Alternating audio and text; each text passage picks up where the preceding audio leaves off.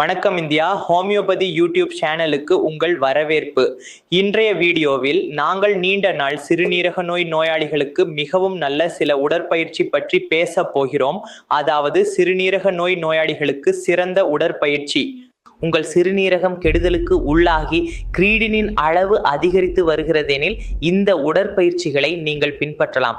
ஆனால் இங்கு மிகவும் முக்கியமானது என்னவென்றால் உங்கள் சிறுநீரகம் பாதிக்கப்படுகின்றது, கிரீடினின் அளவு மிகவும் அதிகரித்தால். அதனால நீங்க எக்ஸசைஸ் தேர்வு செய்யும் போது மிகவும் அதிகமான ப்ரிகாஷன்ஸ் எடுக்க வேண்டும். ஏன் என்று சொல்கிறேன். முதலில் இதன் மிகப்பெரிய காரணம் என்னவென்றால், நீங்கள் எக்ஸசைஸ் செய்யும் போது உங்கள் மசில்ஸ்ல ஆக்டிவிட்டி ஏற்படும் மற்றும் உங்கள் மசில்ஸில் ஆக்டிவிட்டி ஏற்படும் போது அதுக்கு எனர்ஜி தேவைப்படும்.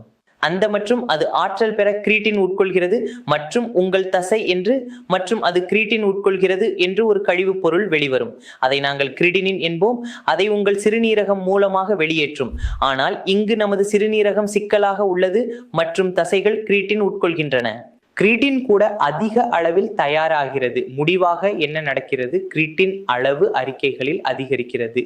எனவே எக்ஸசைஸ் தேர்வு செய்யும் பொழுது நீங்கள் இதை மிகவும் கவனமாக கவனிக்க வேண்டும். அதாவது நீங்கள் பாரமான எக்ஸசைஸ் செய்யக்கூடாது, அதிக மசில் ஆக்டிவிட்டி உள்ள கடினமான எக்ஸசைஸ் செய்யக்கூடாது, அல்லது அதிக சக்தி தேவைப்படும் பயிற்சிகளை நீங்கள் தவிர்க்க வேண்டும். அதிக தசைகளை செயல்படுத்த வேண்டிய அவசியமில்லாத, அதிக சக்தி தேவையில்லாத சிறந்த உடற்பயிற்சி உங்கள் நடைப்பயிற்சி ஆகும். நீங்கள் சாதாரணமாக 15 முதல் 20 நிமிடங்கள் நடைபயிற்சி செய்ய வேண்டும். இது உங்கள் இரத்த ஓட்டத்தை நன்றாக வைத்திருக்கும், உங்கள் தசை நரம்புகளில் செயலில் இருக்கும், மேலும் சிறுநீரகத்தில் குறைந்த அழுத்தம் இருக்கும். எனவே இந்த உடற்பயிற்சி உங்களுக்கு மிகவும் நல்லது. நீங்கள் செய்யக்கூடிய மற்றொரு எளிய உடற்பயிற்சி நீட்டிப்பதாகும். நான் ஜான் பூஜ்கர் அப்படின்னு ஸ்டேட்மெண்ட்டே வச்சிருந்தேன். நீங்க நீட்டிப்புல ரொம்ப நீட்டிக்கிறீங்க அப்படின்னு நினைச்சா அது உங்க பொருத்தமா இருக்கலாம். நீங்களே சிறிது நீட்டிப்பை பண்ணணும். உங்க கைகள்ல சிறிது நீட்டிப்பு கொண்டு வரலாம், உங்க கால்கள் சிறிது நீட்டிக்கப்படலாம். இதனால தசை செயல்பாடு தொடர்றது, சிறுநீரகத்துக்கு எந்த விதமான அழுத்தம் ஏற்படாது, அது நல்லா வேலை செய்ய முடியும்.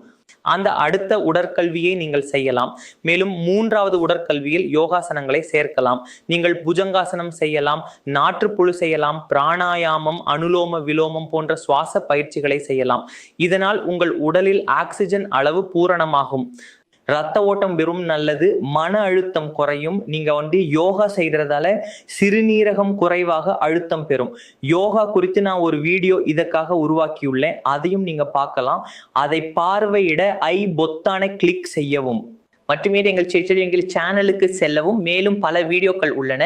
இதில் நாம் நெடுநாளைய சிறுநீரக நோய் தவிர்க்க பல வழிகளை கூறியுள்ளோம். மேலும் அதை எவ்வாறு பராமரிக்க வேண்டும் என்பது பற்றியும் கூறியுள்ளோம். அது மட்டுமல்ல, நீங்கள் செய்யக்கூடிய அடுத்த பயிற்சி இதோ.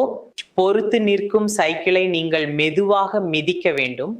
ஜிம்மில் இருப்பதை போல வாங்க முடியாவிட்டால் எளிமையாக படுக்கையில் உட்கார்ந்து கால்களை கீழே வைத்து படுத்துக்கொண்டு மெதுவாக கால்களை முன்னும் பின்னுமாக இயக்கவும்.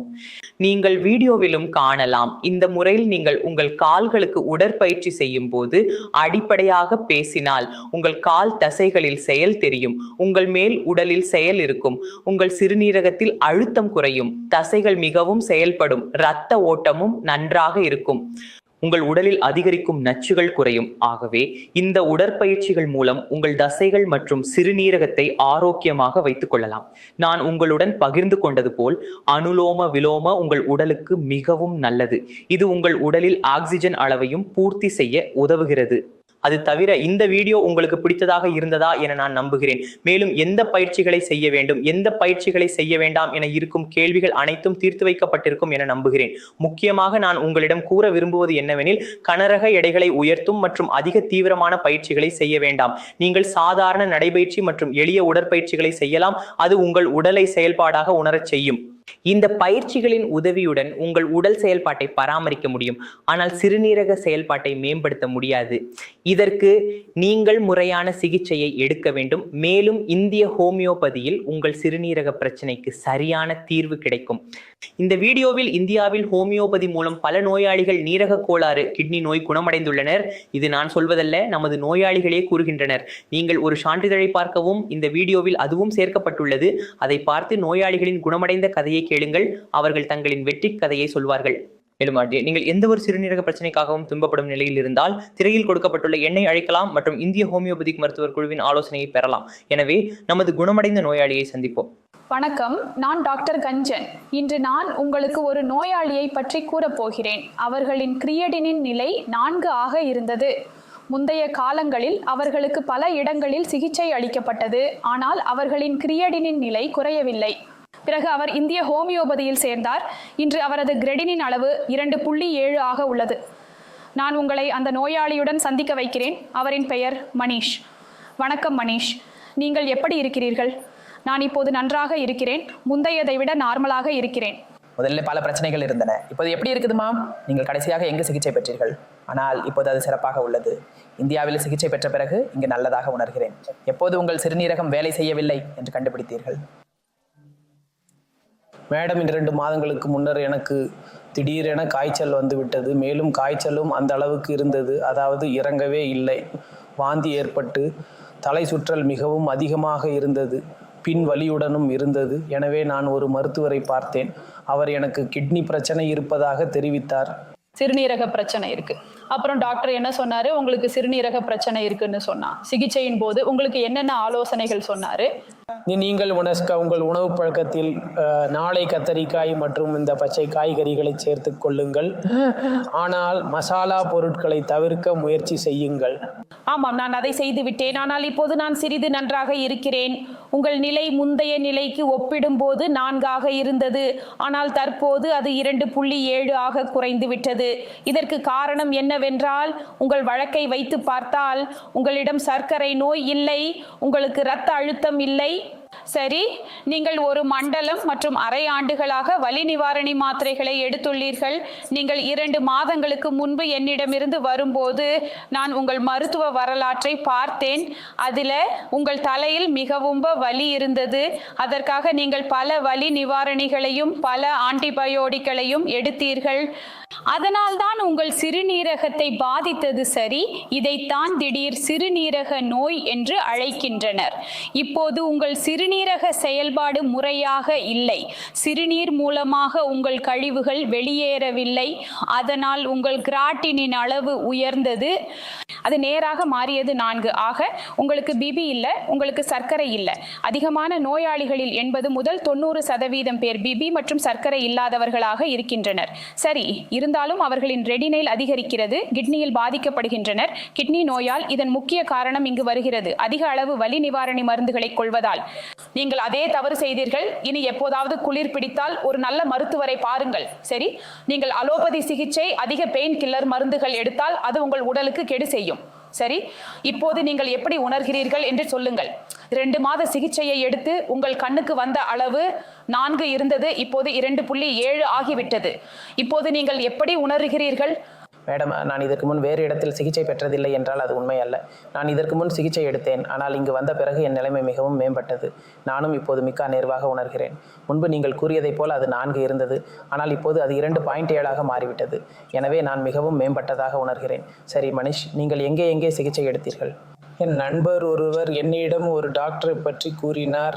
அவர் ஒரு சிறுநீரக நிபுணர். அவர் மருத்துவத்துறையில் உயர்கல்வி முடித்தவர். எனவே நான் அவரை சந்திக்க சென்றேன்.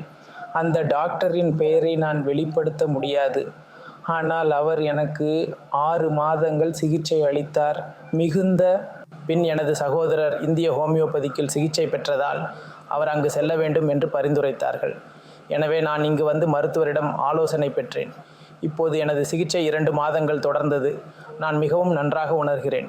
நீங்கள் வேலைக்கு செல்கிறீர்களா? ஆம் மேடம், நான் முறையாக வேலைக்கு செல்கிறேன். என் வாழ்க்கை முறையாக சீர்பெற்றுவிட்டது. நான் இப்போது சரியாகவே வேலை செய்ய முடிகிறது. நீங்கள் இங்கு 2 மாதமாக சிகிச்சை பெற்று வருகிறீர்கள். இதில் 1 மாதத்திற்கு முன்பு நீங்கள் சோதனை செய்த போது உங்கள் கிரியாட்டினின் அளவு என்னவாக இருந்தது?